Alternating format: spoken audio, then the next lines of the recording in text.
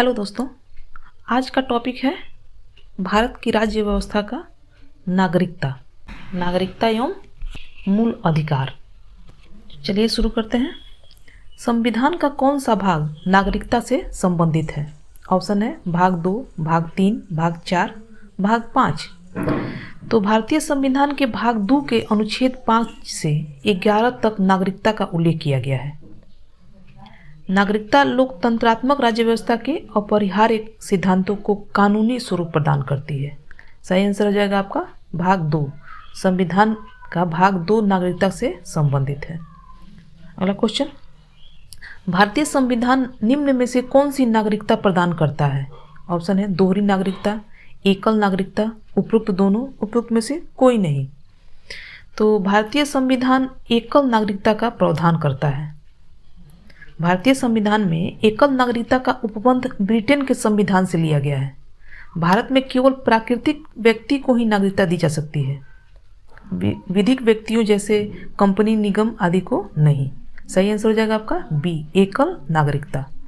अगला क्वेश्चन, भारतीय संविधान नागरिकता प्रदान करता है। ऑप्शन है जन्म के आधार पर, निवास के आधार पर, देशीयकरण के आधार पर, उपयुक्त सभी के आधार पर।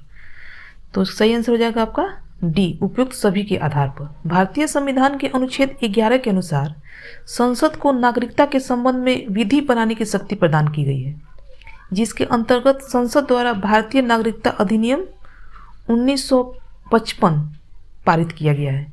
इस अधिनियम में वर्ष 1986, 1992, 2003, 2005 और 2015 में संशोधन किया गया। वर्तमान में भारतीय नागरिकता 5 प्रकार से प्राप्त की जा सकती है, जैसे जन्म से, वंशानुगत, पंजीकरण, देशीयकरण और विदेशी भूमि के अधिग्रहण के आधार पर। अगला क्वेश्चन, किस देश में दोहरी नागरिकता का सिद्धांत स्वीकार किया गया है? ऑप्शन है भारत, कनाडा, ऑस्ट्रेलिया, संयुक्त राज्य अमेरिका। तो सही आंसर है संयुक्त राज्य अमेरिका। संयुक्त राज्य अमेरिका में दोहरी नागरिकता का सिद्धांत स्वीकार किया गया है। अमेरिका में शासन व्यवस्था का स्वरूप संघीय है, जिसके अंतर्गत केंद्र एवं प्रांतों की सरकारों के मध्य शक्तियों का स्पष्ट विभाजन किया गया है तथा केंद्र एवं प्रांतों के द्वारा लोगों को अलग अलग नागरिकता प्रदान की गई है। अगला क्वेश्चन, निम्न में से किस स्थिति में किसी भारतीय नागरिक की नागरिकता समाप्त हो जाती है? ऑप्शन है परित्याग करने पर, पर्यावसन पर, वंचित किए जाने पर, उपयुक्त सभी। तो सही आंसर हो जाएगा आपका डी, उपरोक्त सभी। किसी भारतीय नागरिक की नागरिकता 3 प्रकार से समाप्त हो सकती है।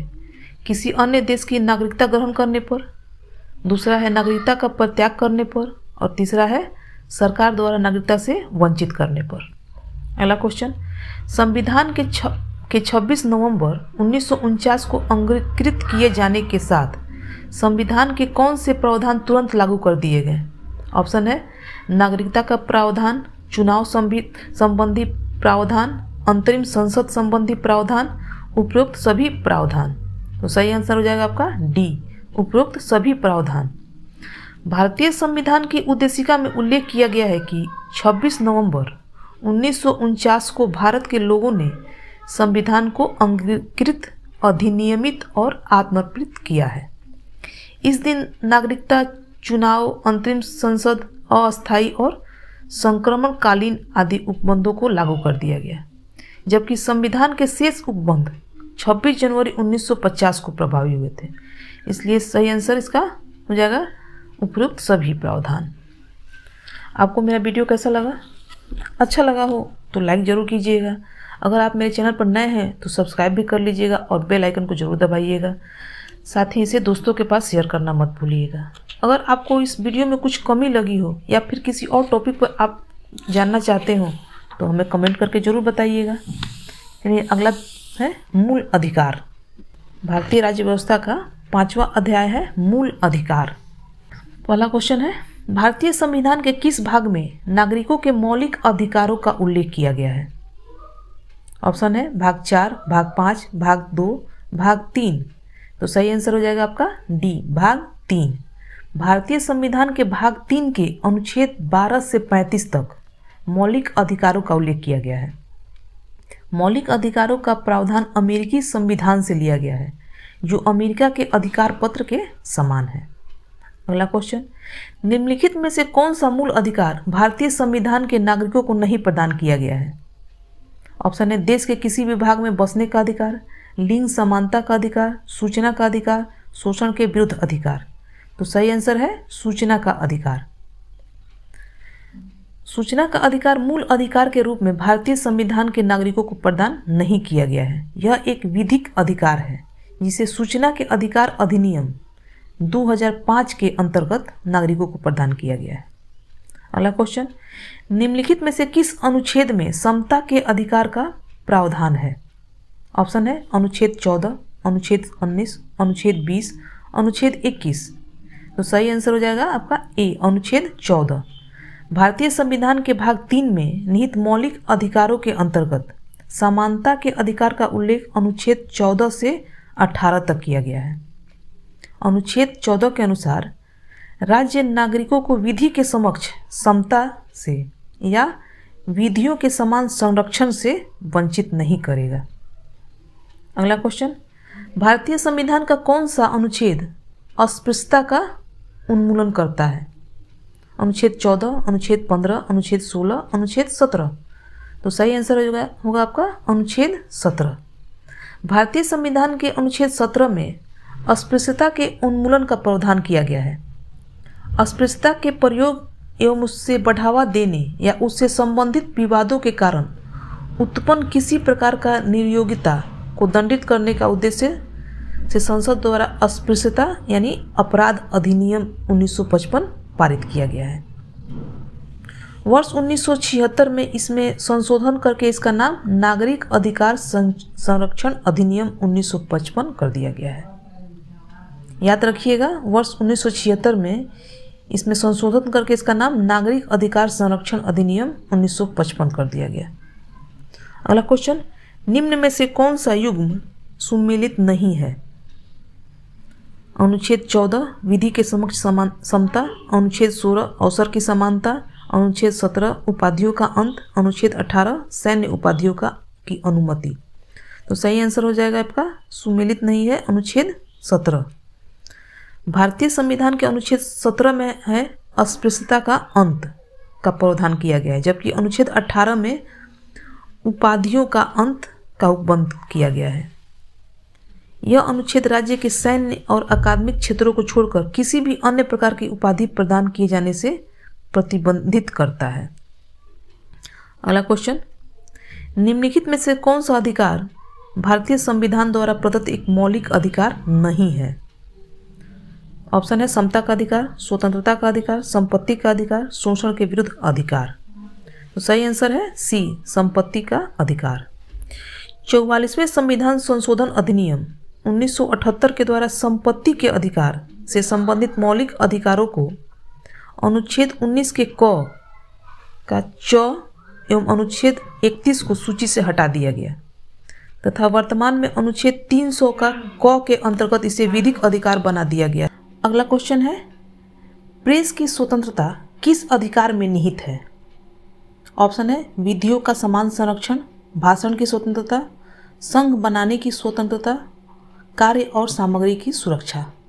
तो सही आंसर हो जाएगा आपका भाषण की स्वतंत्रता।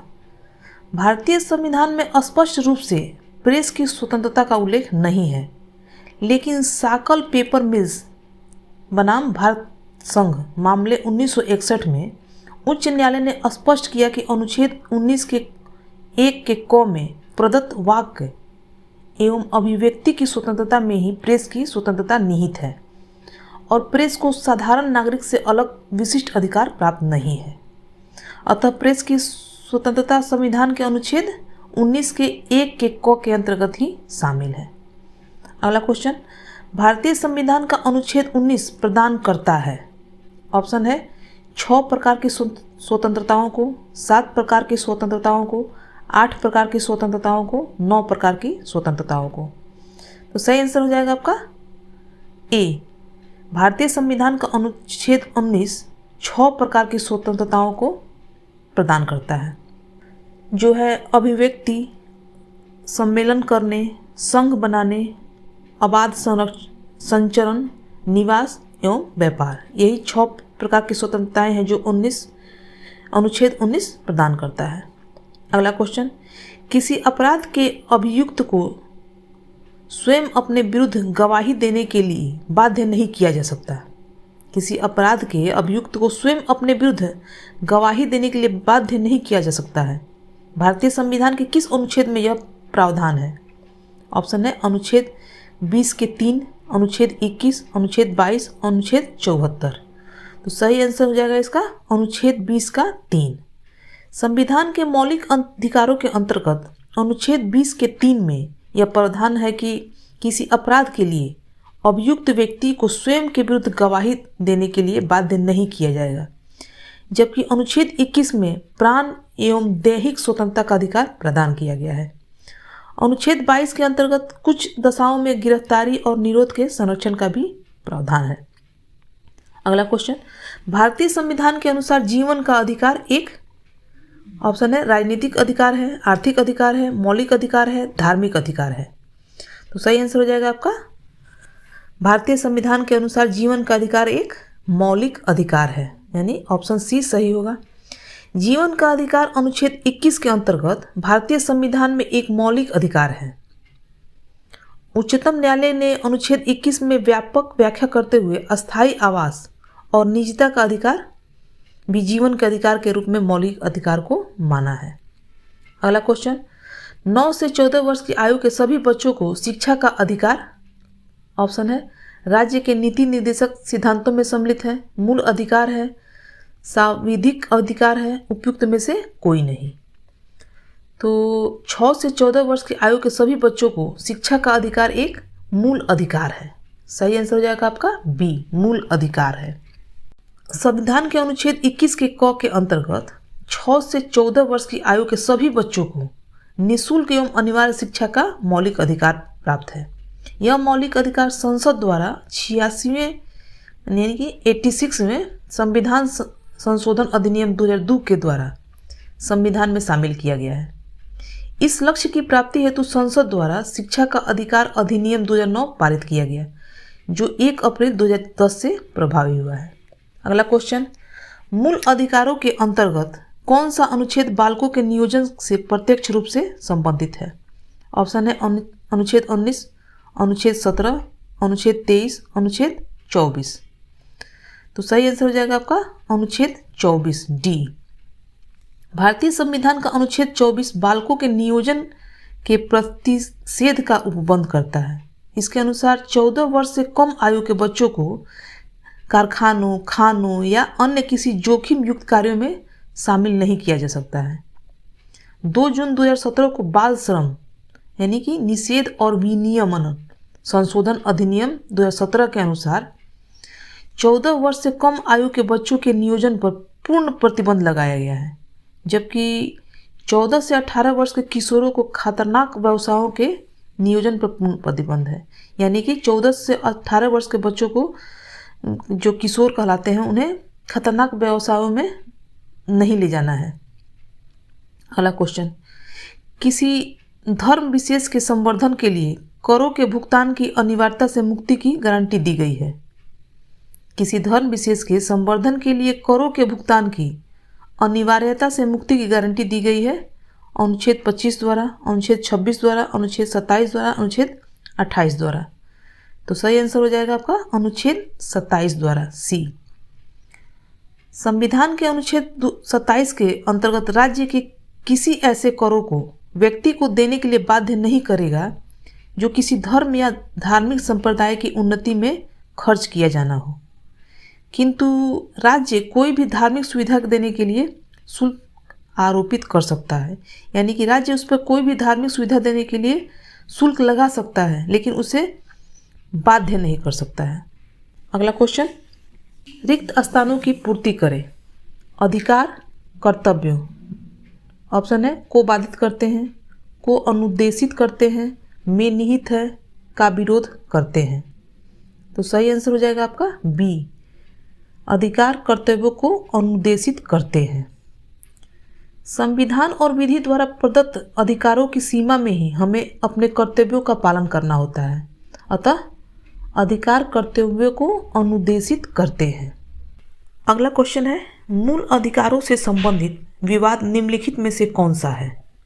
ऑप्शन है गोलकनाथ बनाम पंजाब राज्य 1967, पश्चिम बंगाल बनाम भारत संघ 1963, शर्मा बनाम कृष्ण 1959, बम्बई राज्य बनाम बलसारा 1951। तो सही आंसर हो जाएगा इसमें आपका ए, गोलकनाथ बनाम पंजाब राज्य। यह विवाद मूल अधिकारों से संबंधित है। इसमें सर्वोच्च न्यायालय ने निर्णय दिया कि संसद मौलिक अधिकारों में संशोधन नहीं कर सकती है, जबकि केशवानंद भारती बनाम केरल राज्य विवाद 1973 में ही सर्वोच्च न्यायालय ने कहा कि संसद मूल ढांचे का उल्लंघन किए बिना मौलिक अधिकारों में संशोधन कर सकती है। मूल अधिकारों से संबंधित विवाद है गोलकनाथ बनाम पंजाब राज्य। अगला क्वेश्चन, निम्नलिखित में से कौन सा मूल अधिकार विदेशी नागरिकों को प्राप्त नहीं है? ऑप्शन है विधि के समक्ष समता, अभिव्यक्ति की स्वतंत्रता का अधिकार, प्राण एवं दैहिक स्वतंत्रता का अधिकार, शोषण के विरुद्ध अधिकार। तो सही आंसर हो जाएगा आपका बी, अभिव्यक्ति की स्वतंत्रता का अधिकार। भारत में अधिकांश मूल अधिकार विदेशी नागरिकों को भी प्राप्त है, जैसे विधि के समक्ष समता जो अनुच्छेद 14 में है, अपराधों के लिए दोष सिद्ध के संबंध में संरक्षण जो अनुच्छेद 20 में है, प्राण एवं दैहिक स्वतंत्रता का अधिकार जो अनुच्छेद 21 में है, शोषण के विरुद्ध अधिकार जो अनुच्छेद 23 और 24 में है, और धर्म की स्वतंत्रता का अधिकार जो अनुच्छेद 25, 26, 27 और 28 में है। परंतु कुछ मूल अधिकार जैसे अनुच्छेद 15, 16, 19, 29 और 30 विदेशी नागरिकों को प्राप्त नहीं है। अगला क्वेश्चन, अल्पसंख्यकों के हित की रक्षा अल्पसंख्यकों के हितों की रक्षा पर किस अनुच्छेद में प्रावधान किया गया है?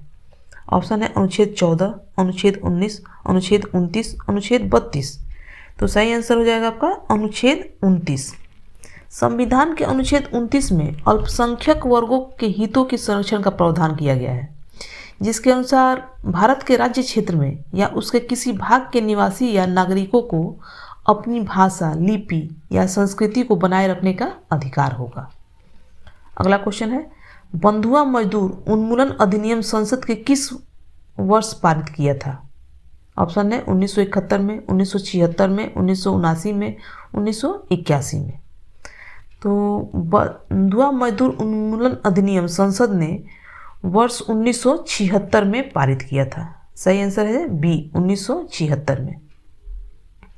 संविधान का अनुच्छेद जो 23 है, मानव के दुर्व्यापार या बलात् श्रम का प्रतिषेध करता है, यानी उसे अस्वीकार करता है, जिसे बंधुआ मजदूरी उन्मूलन अधिनियम 1976 के द्वारा लागू किया गया। इस कानून के अंतर्गत बिना भुगतान किए मजदूरी कराना गैर कानूनी घोषित किया गया, जबकि अनुच्छेद 35 के क के दूसरे भाग के अनुसार संसद ऐसे कार्यों के लिए जो भाग 3 के अधीन अपराध घोषित किए गए हैं दंड विहित करने के कानून बना सकती है। अगला क्वेश्चन, मंडल आयोग द्वारा अपनी रिपोर्ट किस वर्ष प्रस्तुत की गई? ऑप्शन है 1990, 1983, 1980, 1977 में। तो मंडल आयोग द्वारा अपनी रिपोर्ट 1980 में प्रस्तुत की गई थी। सामाजिक और शैक्षिक रूप से पिछड़े वर्गों की स्थिति जानने के लिए 20 दिसंबर 1978 को मोरारजी देसाई की सरकार ने बिहार के पूर्व मुख्यमंत्री वीपी मंडल की अध्यक्षता में पिछड़ा वर्ग आयोग के गठन की घोषणा की थी। इसी आयोग ने अपनी रिपोर्ट 12 दिसंबर 1980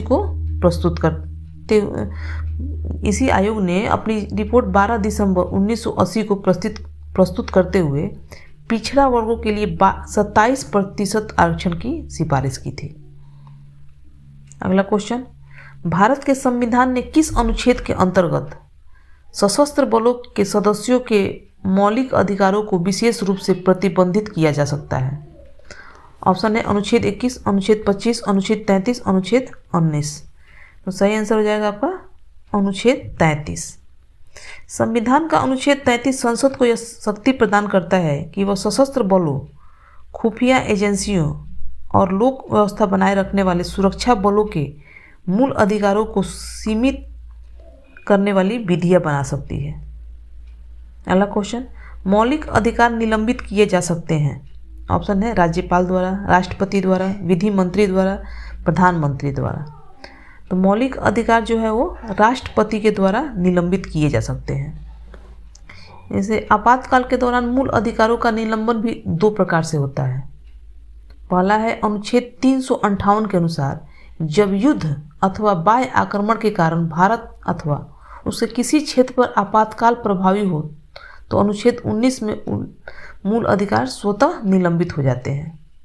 दूसरा है अनुच्छेद 359 के में राष्ट्रपति को यह अधिकार प्रदान किया गया है कि वह आपातकाल के समय में अनुच्छेद 20 व 21 को छोड़कर अन्य किसी भी मूल अधिकार में परिवर्तन को निलंबित कर सकता है। अगला क्वेश्चन, निम्नलिखित में से किसको संविधान द्वारा मौलिक अधिकारों के संरक्षण की शक्ति दी गई है। ऑप्शन है भारत के सभी न्यायालयों को, संसद को, राष्ट्रपति को, सर्वोच्च न्यायालय एवं उच्च न्यायालयों को।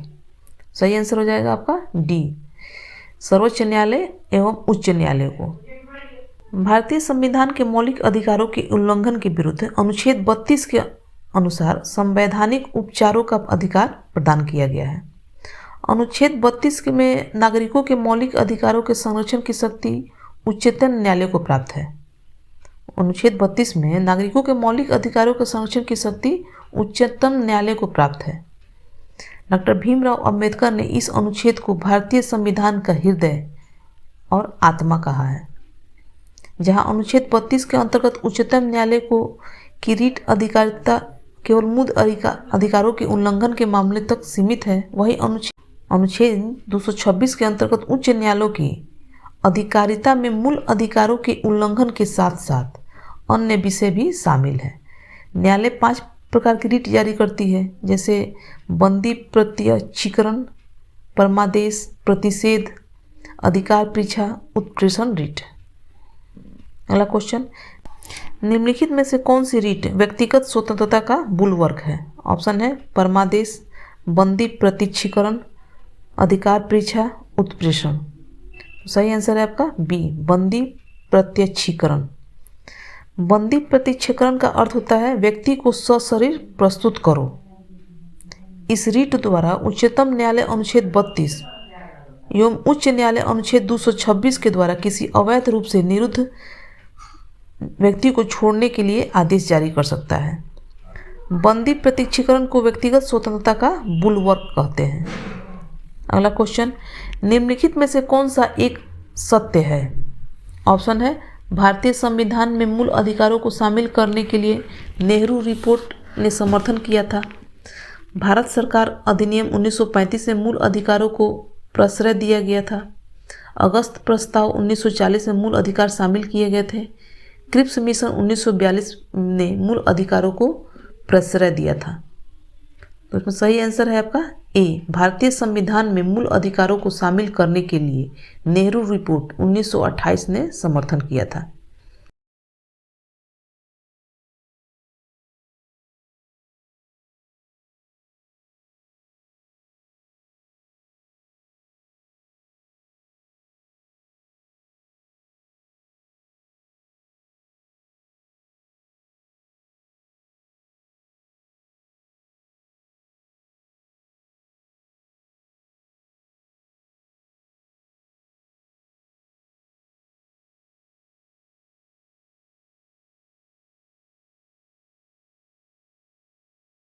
भारतीय संविधान में मूल अधिकारों को सम्मिलित करने का समर्थन मोतीलाल नेहरू द्वारा 1988 में किया गया था। अगला क्वेश्चन, आपको मेरा वीडियो अच्छा लगा हो तो लाइक जरूर कीजिएगा। अगर आप मेरे चैनल पर नए हो तो सब्सक्राइब भी कर लीजिएगा और दोस्तों के पास शेयर करना मत भूलिएगा। चलिए आगे बढ़ते हैं। निवारक नज़रबंदी के अंतर्गत किसी व्यक्ति को बिना मुकदमा चलाए कितने दिनों तक बंदी बनाया जा सकता है। 1 माह, 3 माह, 6 माह, 9 माह। तो संविधान के अनुच्छेद 22 के 4 के अंतर्गत निवारक नज़रबंदी का प्रावधान किया गया है। इसके अनुसार किसी व्यक्ति को बिना मुकदमा चलाए 3 माह तक बंदी बनाया जा सकता है, परंतु यदि किसी व्यक्ति को इससे अधिक समय तक नज़रबंदी में रखना हो तो उच्च न्यायालय के न्यायाधीश की अध्यक्षता वाली समिति की अनुशंसा आवश्यक होगी। अगला क्वेश्चन, उच्चतम न्यायालय के अनुसार निजी भवनों के ऊपर राष्ट्रीय ध्वज को फहराना संविधान के किस अनुच्छेद के अंतर्गत सम्मिलित किया गया है? अनुच्छेद 14, अनुच्छेद 19 के 1 के क, अनुच्छेद 21, अनुच्छेद 25। तो सही आंसर है बी, अनुच्छेद 19 के 1 के क में। नवीन जिंदल बनाम भारत संघ 2004 में है मामले में